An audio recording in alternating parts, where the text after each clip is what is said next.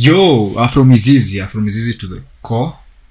Roots to the core, brother. So yeah man. What up my nigga? Tumeishi atudedi bado tulikuwa raifu na tukifa muje mazishi na msipokuja bado tutazikwa bado tuta decompose na nyinyi mkikufa tutakuja mazishi yenu tutei kwa hiyo town yenu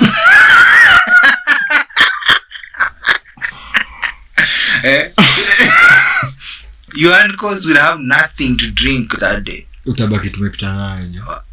Adwana Nairobi that will be the thing. Like Adwana Nairobi waingia pale kwa ile tent iko pale. Adwana Nairobi let them wash they have a dispenser of water and shit. Adwana sagie mweza bei moko hari. Sioroki ya yuti. They used to do this like I don't know if it's chores they have like that big huge tissue roll and then the other dudes will be like how hena to mahuti it's your the tissues it's your this ya adwanya irofi tutikaigwe ni mwathie na hau agire na mwaikobe munywe soda icio ni cia andũ a Nairobi nagasai. And the funny thing is you know people don't give a fuck about sodas that much in Nairobi. Yeah they don't they like actually the most priced thing in Nairobi is water. If you get bottled water you're good. Yeah, even when it's good functionally you see like for me I've been seeing even when I go to Shago like there's more emphasis also on like the water than now the sodas. I don't know when it flipped when the also Shago guys were like this soda shit ain't shit. It's like also like it was also I figured out like I saw another phenomenon. Like I went to one of those pre-Rorasho events. I don't know how was it? Yeah, I think we can call it that. And so we had like food and everything, and then I can't remember what the food that we had literally had no salt. So I asked like what is really happening? Why is there no food and salt? And some shush there was like you know now nowadays we don't do salt in food because we found out that sometimes we cook and then some people say that they do not eat salt and shit. I was like, so they make it as what is it called? As is it blanch? They just make food ikiwa flat, then weka utataka chumvi. Uiweke. Mimi nafikiria huyo madhe is fucking intimidated by one person. That auntie who has folks in Moremo. You know tatireaga sube nitoka nilione daktari mwana my son Washington DC kore kwetagwo New Orleans New Orleans na gasi ogere Jesse na mata magiriza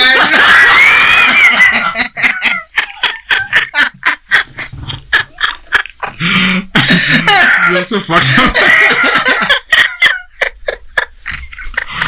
Yeah, but that's how it is. We have lived through those times and we continue. The funny thing is that auntie is representing just maybe like 0.0000 to infinite percent of the people who take salt. Yeah. No, everybody has to like now follow into that. Who doesn't take salt in Kenya? Yeah, it's like this is nuts. Who doesn't take salt? We used to trade for salt. Yeah. In the early days, remember?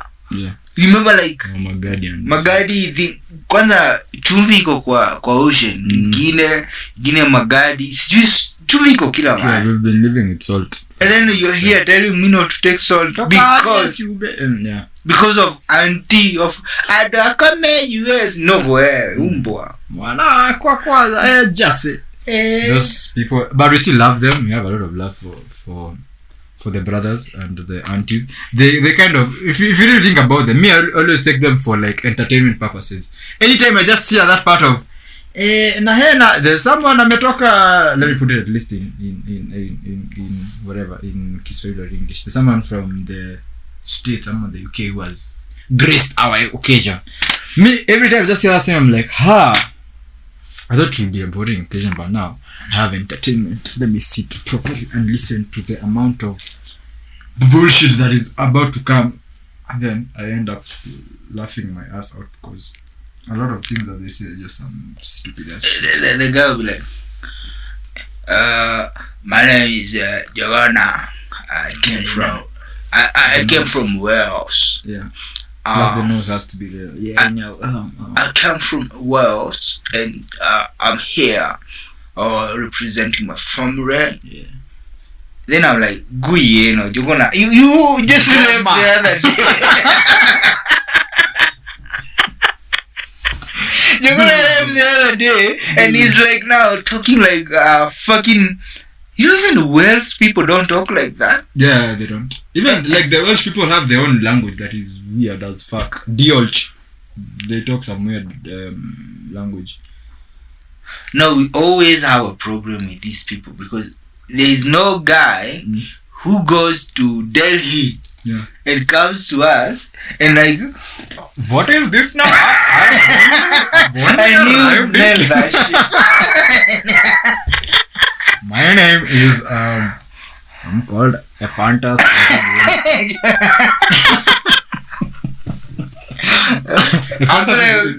It's a very Kikuyu-esque traditional name for some weird reason. I'll be like, Fantas. What are you saying? Now I was saying that my family is in Mumbai right now as we're speaking, and they have sent a lot of greetings from the family.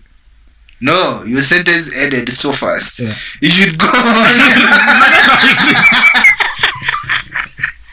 And you know these motherfuckers from Dubai and these other people, they come to me and they ask what to do now. What to do now? Now I have other cousins in New Delhi. They also sent their greetings. I have people in Bombay and Mumbai and all the places in India. They told me. And Pakistan is not part of India. It's not part of India. And we have to tell the people now. I, as a Fantas Njuguna, have to tell them that if someone is coming from Pakistan, Pakistan is not India. These are two different countries. It's like saying that someone is coming from Uganda and yet is a Kenyan. What to do? What to do? What to do now? What to do now? I don't know. I'm just saying it for the record only. Okay. I still have a lot of love for my brothers. Or also, like, if a Kenyan goes to Nigeria and then comes back talking like what is it called? I've forgotten the name they give it. That Nigerian English accent of come out now. If something like that would have happened, I'd be like, okay, you unakubalia uende huko UK na kuja na kizungu yako mbaya. Or if someone goes to Jamaica and comes back and say, yeah, bombo clat man, me I send them.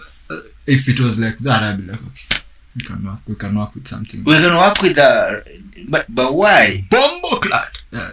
I think for me the epitome would be like a Jamaican. If you go to Jamaica and then come back, or in the Bahamas and then come back and start using those terms like blood clot, and especially if you are in that ceremony, like, yeah, you know, say me I come from the Fantas Njuguna family, you know, and greetings. There's also a way like Jamaica. Me I see Wajiro pum pum.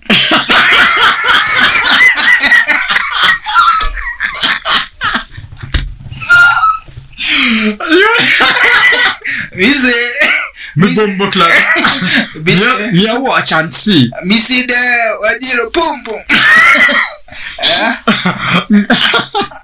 Yes.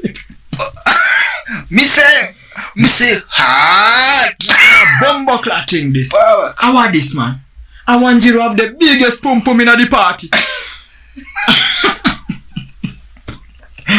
I hope I pray for times like this. No, it's not gonna happen because you see, if an African hates themselves, to a level that they have to look like their version of a slave. Because you see, when you're talking like a nigger is a version of that has been conquered. Yes. By a white. You know, when they came to East Africa, we rebelled them. And we will do that again. And again. Even if they throw in their nuclear bombs and shit, they can trade that with whoever, put Russians and whatever. But now, I would rather die on my feet than on my knees. On my knees, absolutely. Dead and Kemadi. Holland, man. Holland, shatter.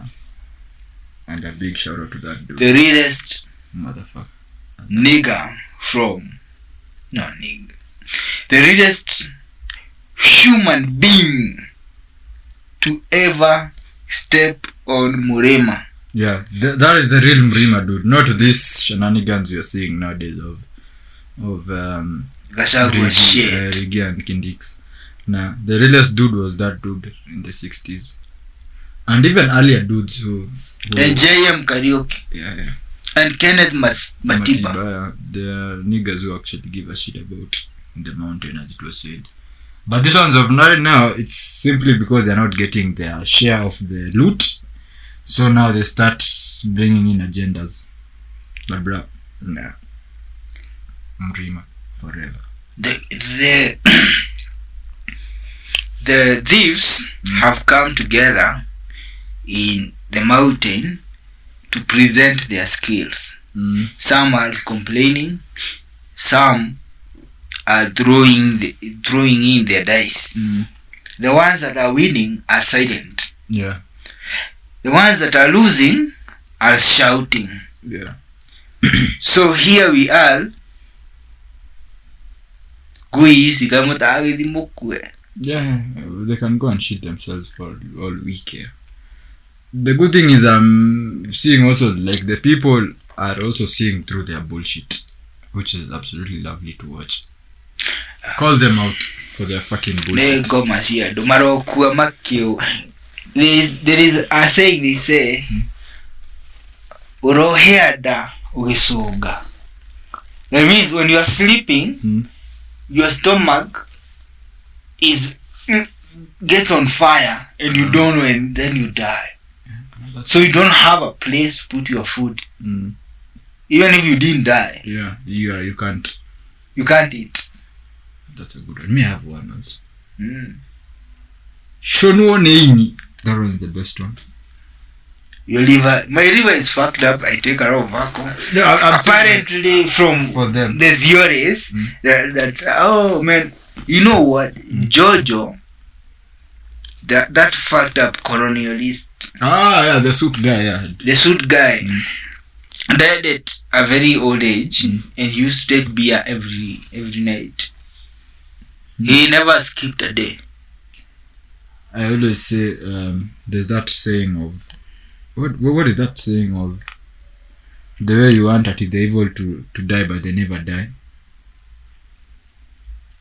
but the good people like die early, but the evil people, like for instance Moi and Akina Biwott, lived up to the 90s or 80s, and then some like really super dudes like Akina JM died at their prime. Not even, I don't think that was their prime. I've forgotten that saying, but wait a minute. Like when you said that, you are reading from a script that is brought to you that defines who is evil and who is not. But that script in itself is false. Look, when you define you think about an evil person, are you talking about what are you reading from so that you can say this is evil, this is good? Unasoma wapi? Because you see, you born, you learn things, and then the things you learn, you adhere to them, the others you don't. No, I'm asking you, when you define someone as evil, I think you want me to start defining them as like retarded and shit. No, I'm asking you, when you say Jojo, yeah, that fuck up is evil. Yeah. And JM is not. How do you define? I think I get your context, because we also as a people, or as human beings, we have both sides regardless. Anakuliza, when you call someone evil one day and the other one you call them good, unatoa wapi hiyo akili yako inasoma wapi? Point of ndio useme huyu ni evil na huyu ni mzuri. Where do you get your information? Well, the information is the information that we are given. Where? From the sources, the media, quote unquote. What media? The media that was on back then, since there was no social media, so it's only one form of media. What? The mainstream media. The mainstream, yeah. So why are you saying he's evil and you don't know anything about it? Yeah, I think we should have refreshed. Because you see, when you say Jojo is evil, JM Kariuki is good, Dedan Kimathi is good, Jomo Kenyatta is a fuck up, or Jomo Kenyatta is good, Mau Mau's are terrorists. Narratives. Now, where are you getting that? Because you see, when you start thinking about that, now you start trying to figure out shit for yourself. Because there is like evil. Evil is defined by who? Who defines evil? A white man? A politician? A news whatever caster?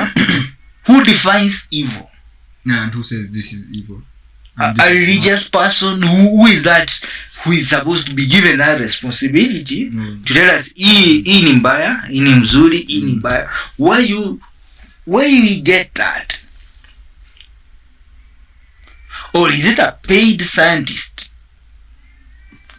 Yeah, there's also that part. Because you see, someone can say, when you eat potatoes, you are going to get cancer. Or they can even flip that, when you eat potatoes, you're not going to get cancer. To sell potatoes. So that you get cancer. So that you get cancer. Yeah, and then they profit off it with their drugs. So where are we reading our script? No, it's a white man's script.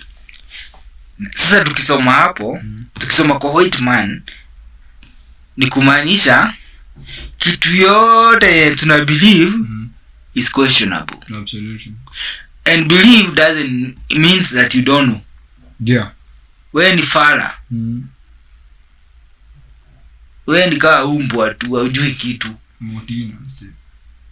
Wewe hana mutina. Oh, English. Yeah. Mutina.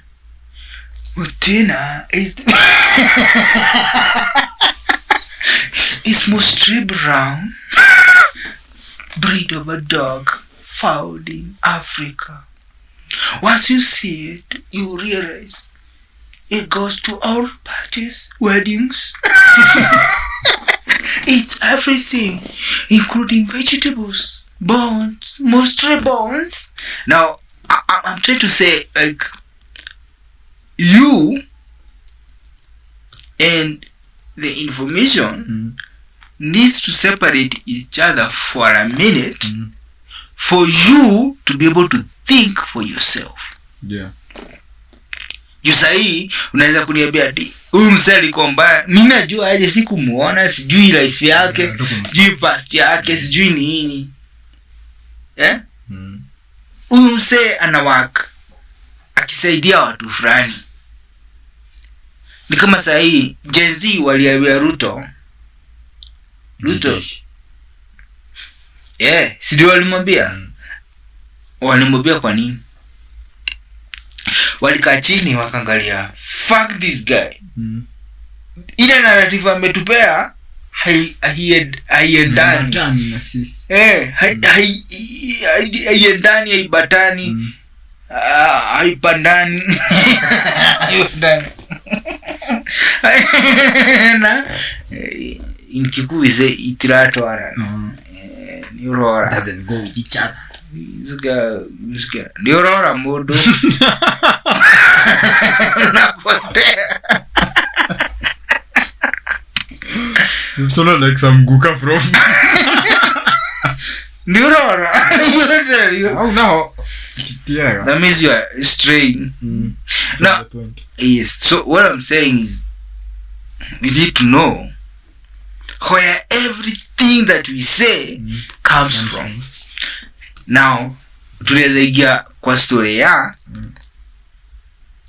hii shit tunaambiwa na madoki, tunaambiwa herbalist, asi ni arogi. Ni magorokira. Nyatire bao. Agoroki. Those guys who are telling you, take murubaine if you have certain problem. Eat some leaves there and they will sort it out. Yeah. Go to certain tree that has some root, and then you chew that shit, and then your shit is taken care of. The woman telling you that, no PCA, no girudi gui.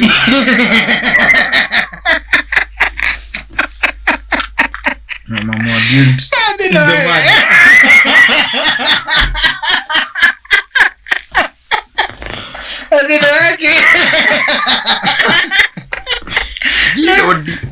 Girudi. No, there's another folk. There are folks called Mothers Union. Yeah, from AIC. Don't have there's. They have. I don't know what they call themselves, but they are women's shit. Yeah. Ni wa guilty. Now we see no Mothers Union. It is said to them, Mati, no makamo ikue. Igwai, koma isi. Koma. Now I'm like, go kill yourself. You are reading a script from Rome. Yeah. What do you call those white people? There's a name used from Dr. Uma. Snowburnism. Yes, imagine. The Africans are reading from Caucasians. The Africans are reading from Snowburnism. Exactly. Plus they're reading from a script of. I see where you're going. The Africans are reading from a Snowburnism.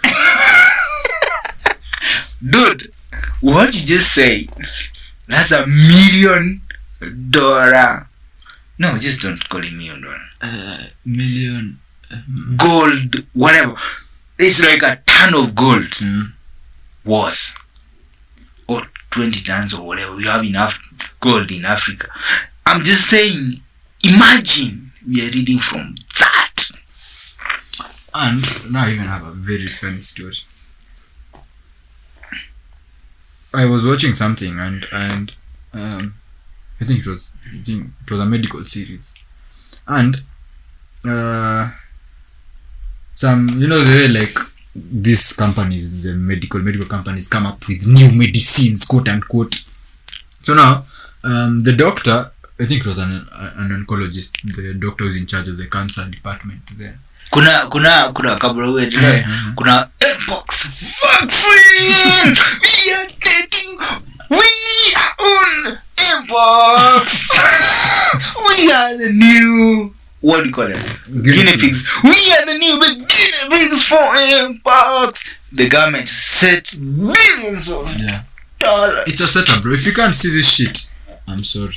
Wacha nikwambie, corona si kuchukua. Yellow fever si tachukua.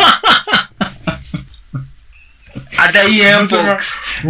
Wacha iniue. Republic of Uganda hawezi chukua yellow fever.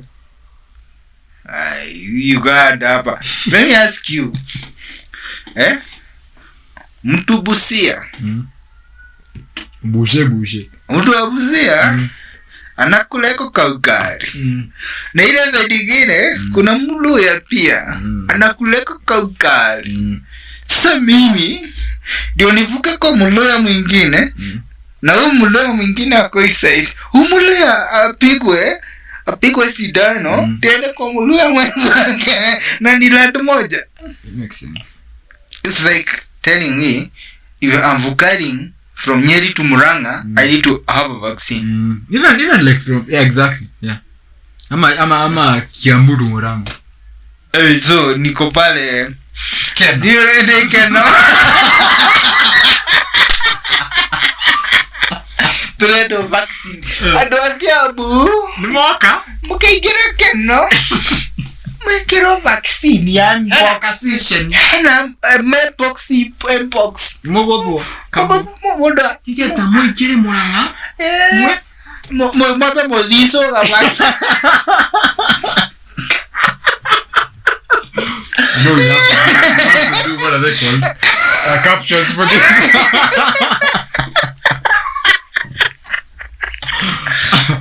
Apologies, but I will give you the captions. But yeah, it sounds better when inatoka ikia hivi. So just imagine that. Now, if you keep breaking it down, it just ends up the same way. Like you come from Africa to the other side of the ocean. It's just a continuation of a people. Yeah. Because you'll find like the Ugandans in that place is called it's called what? The border between Uganda and Rwanda. Oh, Uganda. In Rwanda, there's a that place I am forgetting the name. It's a continuation. I found that there are dudes who are farming wanaenda shamba. Literally wanaenda shamba Uganda. Nadi like kila siku wanaenda shamba Uganda na umetoka Rwanda. Na mimi unaniambia nimetoka kwenye nimetoka Afrika. Sasa nikifika hapo ni dugwe rufiwa. Kwani uko na wazimu? Are you fucking mad? It's some fucked up shit, bro. Especially when you put it like that at him say literally he wakes up in Rwanda and then he farms in Uganda. I saw them lining up. They were lining up at the border to cross. And that is the legal border. There is another whatever like you see the way you have Tanzanian border, and Kenyan border, and then you have Masai in between. So like one day you decide kinda buzi zetu zinaingia Serengeti, analizilisha Serengeti zinarudi kulala Mara. You said ya Narok. And I'm like nini? What the fuck? What are you doing, bro? Tuna do na unaniambia vaccine ya corona Africa. Yeah, Mpox ni nini hata vaccine gani nyingine mnataka kutuweka? Sasa zitakuja zako na kamna line zina come back to back. Vaccine gani nyingine we can have like another, we can even YN1 61 iletwe pia versions za corona mazizi zilikuanga. You remember those 2021 shit. Version 1. Yeah. Updated version used to be like you are updating a software in your system, like you have 2.1, now you get 2.23. Yeah. Get a fucking shit in your system. There is a beta version. People in India have already experimented with the beta version of it only, and they have given us the version. And by the, do you know that the people who took those vaccines, most of them are not with us. like back to back. You start with the first one. You had a cordation. You had a ban me for this. You had a British European cordation. I'm talking about cordations. Yeah. Cordations is high blood pressure. You have diabetes. Those European cordations that have been imposed to us. Yeah. Because you see, apparently, when you have those cordations, and then they put the poison in you, you die. Yeah. I told you, I have a case. My uncle died because of that. Yeah.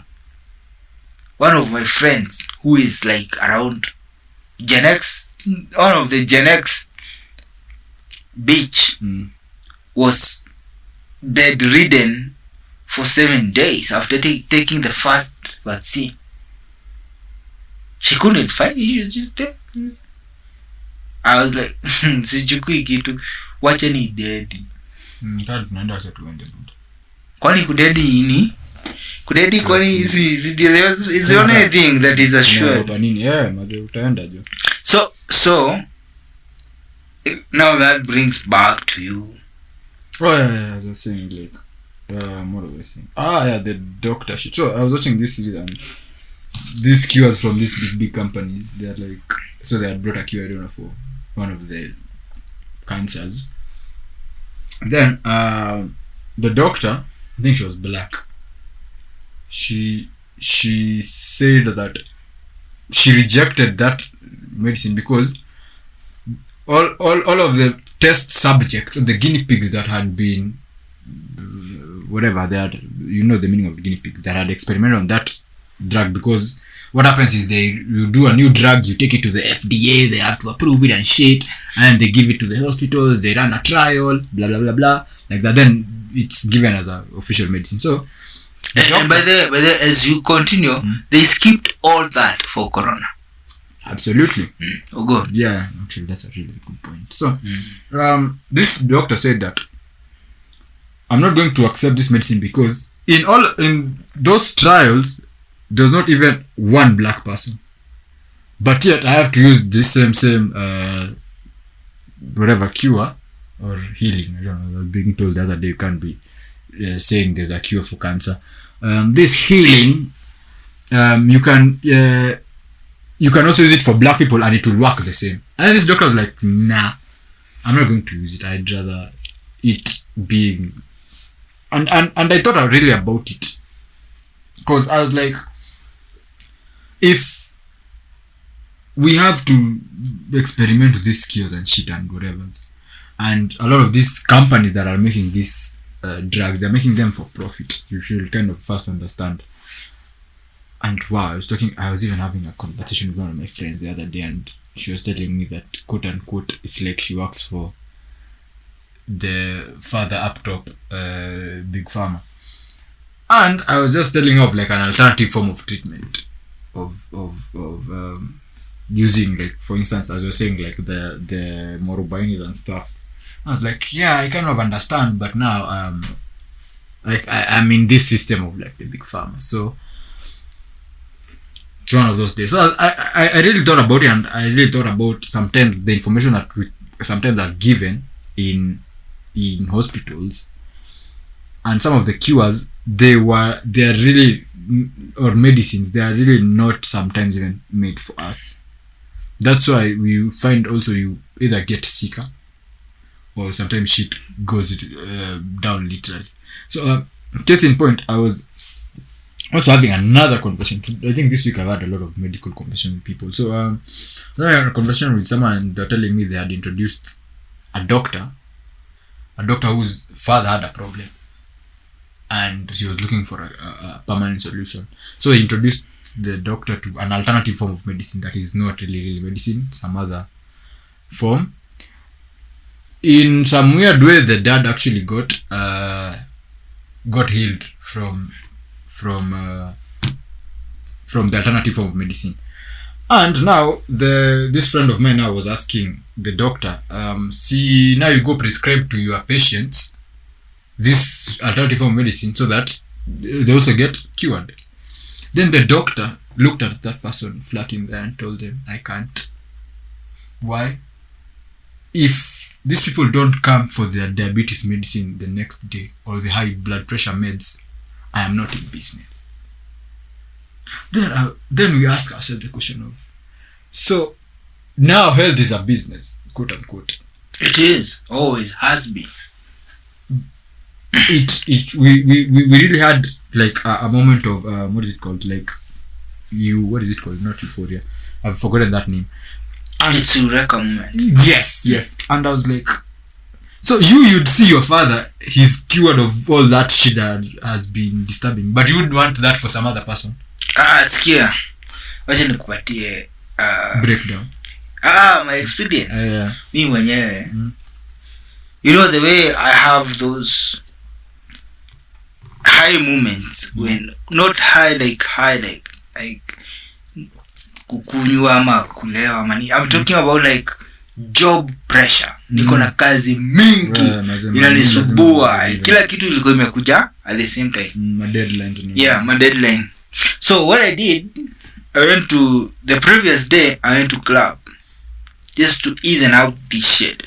Nikapiga nikachapa almost like I think I did a mzinga by myself. So the following day I had a problem. Dental problem. Now for them to take care of the dental problem, they have to check your blood pressure. So they went and they put that thing here.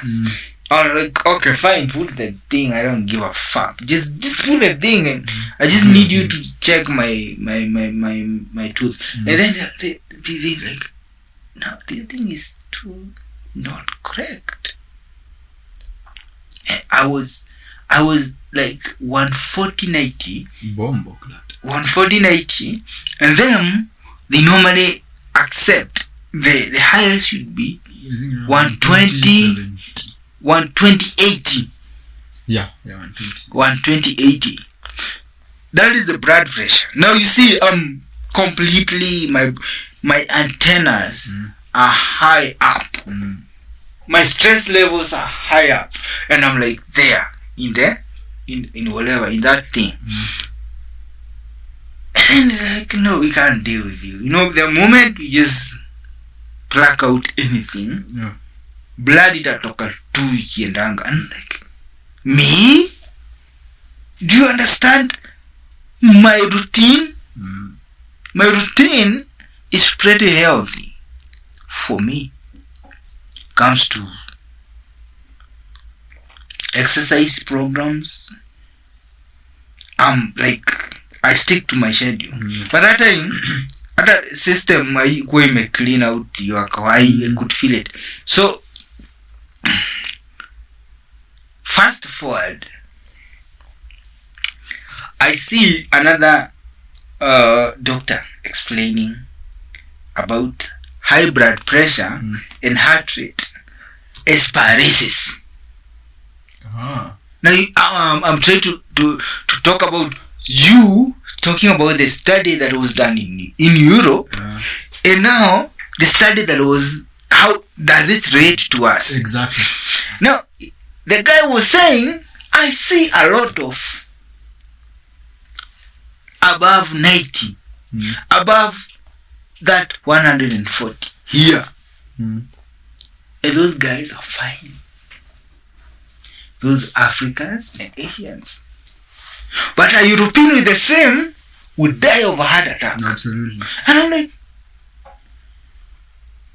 you are using the metrics of a Caucasian man over me, on me,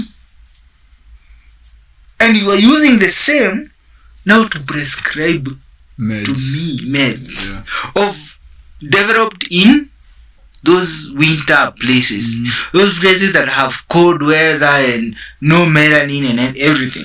And then I'm looking at it, I'm like, when that was happening, I wasn't feeling anything bad. I was just fine. And they were telling me, you know what?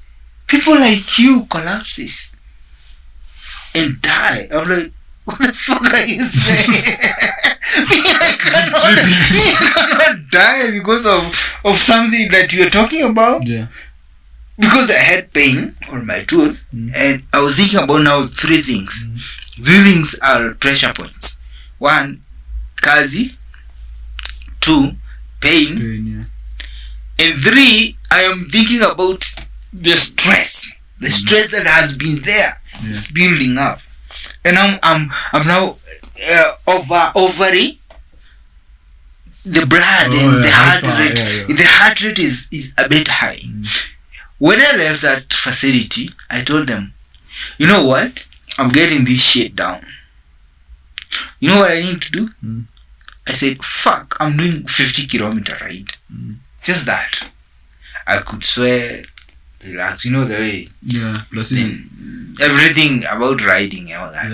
Yeah. And then the following day, I go for a swim. I want to see if I can swim. Maybe I am too broken to swim. Yeah. And then I swim perfectly. Then I go back. I tell them, okay, fine. Let's do the measurement now. They're saying, you're so healthy. I'm like, no. Yesterday I was stressed. They didn't start with like it's a miracle. No, they're not like shocked like. Aren't you the same person? They are from a missionary hospital. The Lord is good. The Lord is good.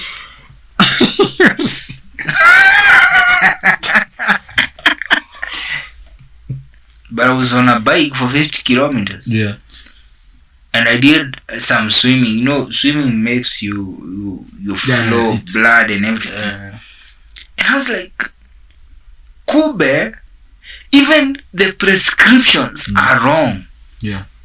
Because they are prescribing you using the statistics.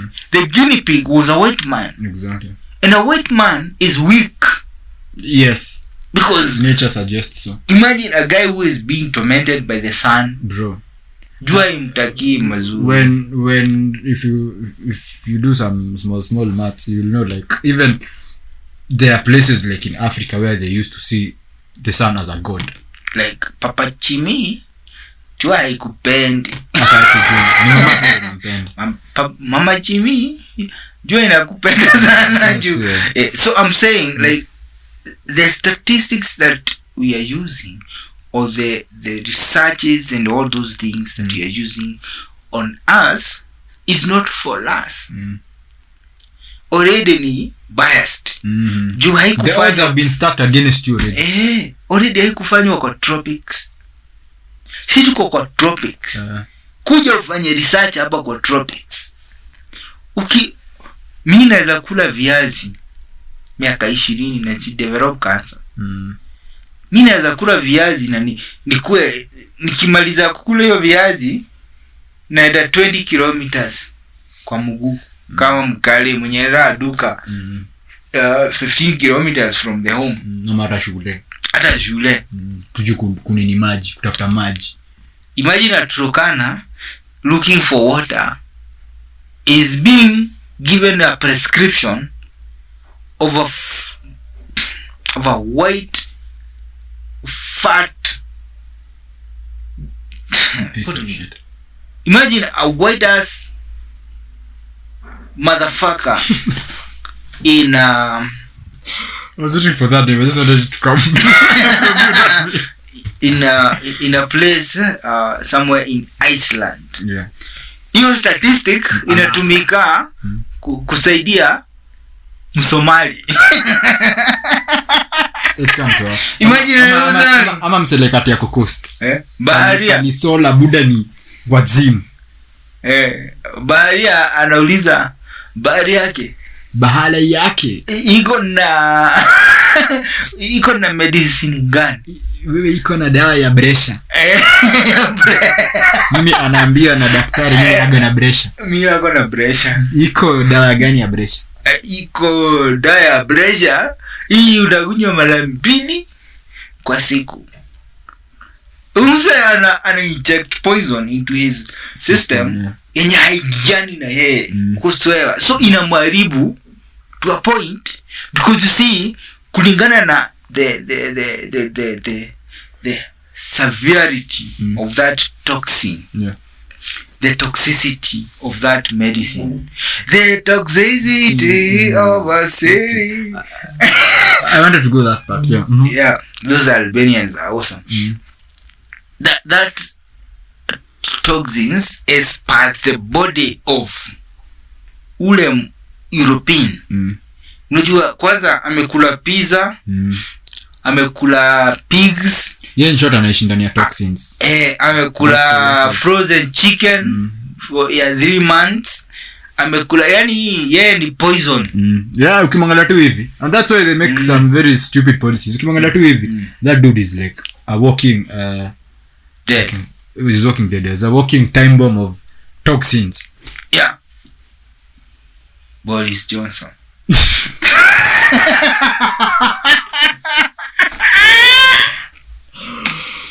I know. George Bush. And other white people that we don't even know are also shit. Just imagine that dude. Huyo ndio reference. Na alafu napea baria kwa Somalia. The Somali guys from the Turkana place, or those Turkanas. No, this time. They have like 35 degrees Celsius. Oh, they are coping with that. Yeah. Not eating junk. Absolutely. And drinking like directly. They're like sipping blood from a goat that ate minerals. Yeah. And it like doesn't ukota nyasi na one tricky. But is eating real shit that ilikula twigs. Yeah. Za mumea ya desert. Na imagine hiyo ndio anakula have you seen those Turkana guys? They're fucking fit. Yeah. They're fit as fuck. Their bodies are like shaped in a way that you can never, you cannot get. You can't fuck up with those niggas. You can't. Yeah. Alafu msee ndio anakupatia prescription. Mboya imetoka US, UK. And I also have like a whole problem with we might go. I think I'm tired of really talking about the government, but I have a problem of even in our universities, that health department. I might not be sure. You might help me, or some other person might help me. I don't think we actually also do these things of like try and find answers that are for us. Like I was being told, like for instance, Kenyatta University has their, which this is big props to them, has they have taken the Department of Health has a branch in what is it called, some like this natural medicines, like the way we were saying Marubaini ninis, they have a thing for that. I was like, imagine you need that for all the universities that are in this country. And if someone wants to do it, because I don't know how long it is to do, people should do it, and people should experiment. Because what we want, our own drugs that will work for us as Africans. We don't have a lot of universities even doing the research. The research is non-existent. Yes. Bro. Nahuzunika. As you talk, yeah. I am mourning right now. Right now, I am somewhere. Yeah. Holding flowers. And kuna grave. Hiyo grave. Unajua ni nini? Hiyo grave ni nani amekufa? Na mwenye amekufa pale anaitwa research. Nani amemuua? Government of Africa. Hata si Kenya, Afrika mzima. You know what? Research has been killed in Africa. In Kenya here, there is no research going on. Zero. Let me tell you, if you are employed in any research organization, your work is to look for a donor to fund what the donor wants. Absolutely. Thank you very much. You put it as it is. Na mimi sikuwabi stories za jaba. Si jaba, I know. Kari. I know you're Kemli. Karo. those institutions no longer exist. Yeah, they're just there. Mkiona hiyo board ni board tu, but si yetu. Kitambo tulikuwa tunatoa mahindi inaitwa 614 from us. Unafanya research, unaangalia everything to a point, una come out na seed yenye inaweza thrive in our climate. Unafanya the same for potatoes, the same for medicine, disease za wanyama hizo whatever. But now none of that fucking shit is going on. It's the saddest reality. Our scientists, the brightest of all the brains that we have, are supposed to be researchers. Yeah. Because you see, if you are not researching, you are consuming. Absolutely. Yeah. From somebody else who is researching. All these people have been turned into beggars. Wewe ukiwa na akili yako, lazima upeleke Europe. Ndio wale Europeans watumie akili yako kudevelop their thing. Once they develop it, they take it to their country. Just imagine that. I absolutely know it. I know, and it's so fucked up now that we're saying it. And it's sad. People should really be sad and ask the questions of why. Because I don't even want to call it a lost art. It's not a lost art. Even using that word lost art is bad, because this is something that is very crucial to even the economy and the people. I don't even want to use the economy. The people. The economy is another. It's the same way we're talking about the narrative. It's a whole narrative. Economy it's about what is it called? Lacking. There's creating a lack. Like the whole research system is so fucked up. I think an example I can't remember where I came across it, but what is also happening in some of these research institutes is, as you said, the donor is coming with the money, right? Once the donor comes with the money, you'll do extensive research. Actually, this was like a person was doing research uko hivyo chini kwa mseto wa mkono. You do the extensive research ni nini, you go fully funded. Now here comes the catch. The catch is, when that term is there for fully funded, it means whatever research you're doing, remember you're doing research about things that are in this country. If it's a plant, if it's a cell, it's in this country that you're doing research. What happens is, once you're done with the research, these white people, these Caucasians, will make sure they have taken each and every fucking thing, and they will also make sure it's so hard for you even to try and duplicate copies, so that, because you already know, like, that's what they do. So if maybe you are mjanja and you make some copies somewhere, they make sure you can't make duplicate copies. They've already even patented some of this shit that they have done. So if you try and do the same thing that you try to implement now here at home, once they went with that research and shit, bruh, a court case. We start a trial now with an African. You are left with nothing. Not even a copy of a flash disk that has anything. Not even a piece of paper, my brother. A piece of paper that is just written. They take it. Wacha niweke the lowest way of understanding. So make it in a way that Karinyamu can understand. Exactly. Hapa kuna Caucasian ama kuna Europeans na kuna Waafrika huku nyumbani kwetu. Ule mzungu amekuja na kijana amemwambia,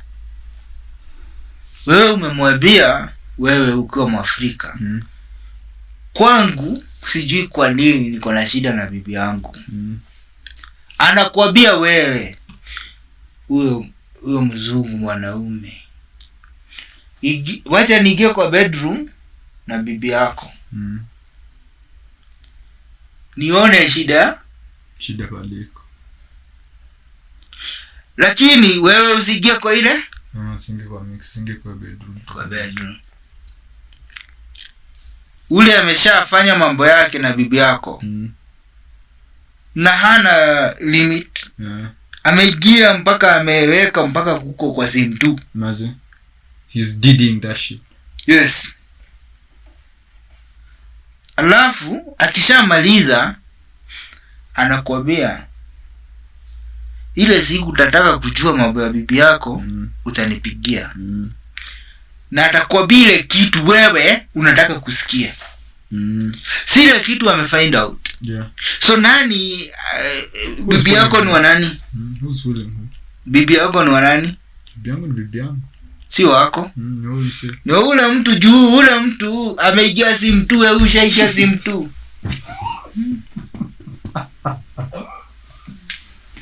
Ule mtu ashajua ule bibi yako, unajua research is finding out everything. Ashajua bibi yako style zote zenye anatakanga. Mastingo. Anajua zote. Ashamletea bibi yako kidildo. Buda, what are you saying? Kufinish kufanya nini? Na mekificha kwa bedroom. Kila saa ukienda kwa bibi yako amekufulia mwanangu. Da. Anakuangalia hivi na shida, huyu nini huyu fara huyu nini? Msenge. Do you know what happens to you? You go back and start blaming yourself. What did I do? Did I do wrong? Nini nilifanya? Lakini ujue wewe ndio the mistake. Ulipeana ruhusa ya bedroom yako. Use amefanya threesome na bibi yako na ujui. Buddha, what the fuck? In a place that was supposed to be sacred. Hata hiyo sacred alikuuzia hiyo concept. You are sacred. Hiyo concept ni yake, si yako. Actually it is.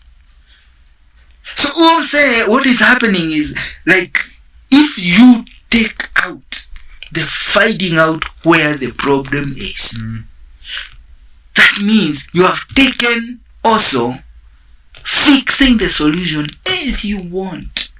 But now they don't fix the solution. The white dudes are not here to fix the solution. They want to hook you. They want to create a problem also.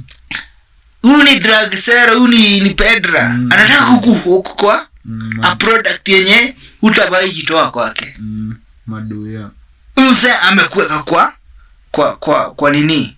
Kwa crystal meth. So Africans are mad heads.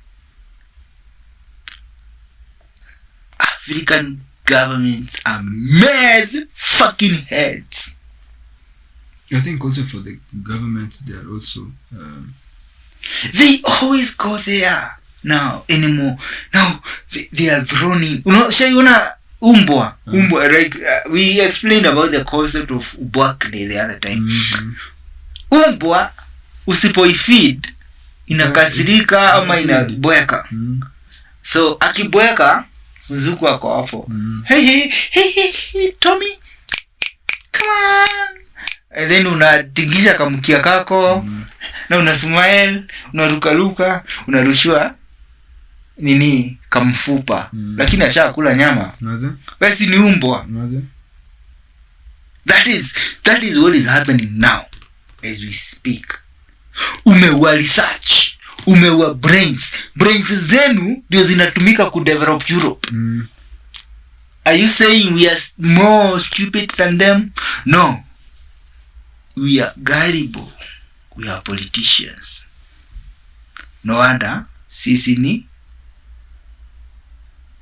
gui.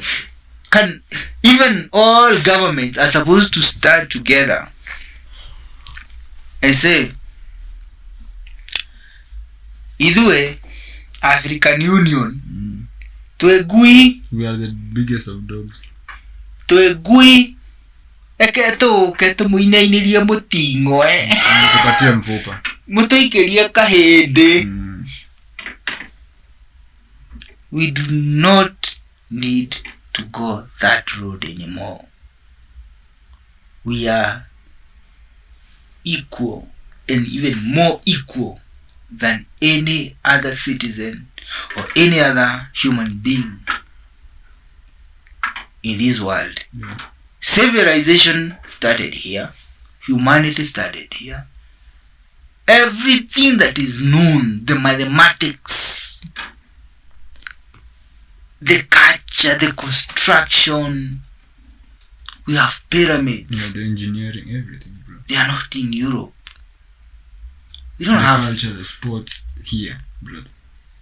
Do you have pyramids elsewhere? No, bro. You have pyramids in China? No.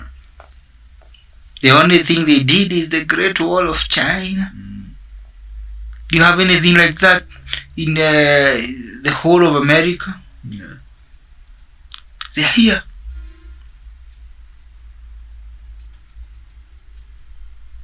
We have the kingdom of Benin. The greatest walls to ever been created were done fucking here. And they were destroyed by who? The British. Absolutely. Mansa Musa again.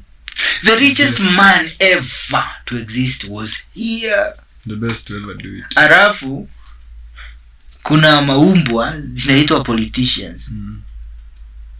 Muro kuoda mukihia goma hizi. Shono wa ineni.